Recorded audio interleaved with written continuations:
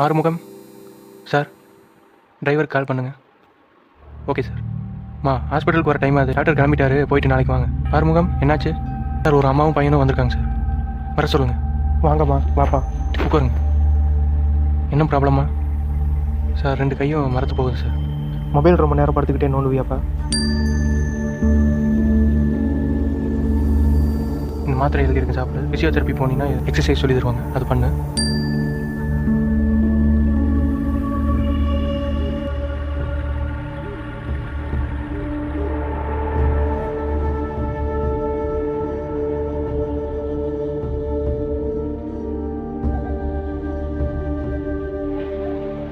அம்மா,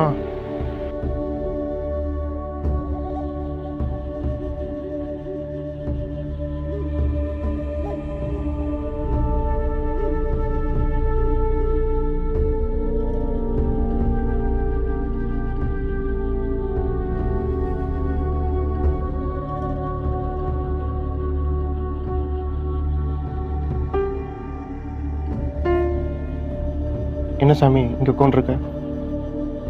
வா தாத்தா. இதான் உன் பிரச்சனையா? எங்கள் காலத்துலலாம் ஆடு மாடு கோழி குஞ்சு நாய்க்குட்டின்னு உழுது ஓட்டிகிட்டு இருந்தோம். ஆனால் அதெல்லாம் எங்களை பார்த்துக்குச்சு. ஆனால் இப்போது எல்லார் கையிலையும் ஃபோன் இருக்குது. ஆனால் என்ன, நீங்கள் தான் அதை பார்த்துக்கிற மாதிரி இருக்குது.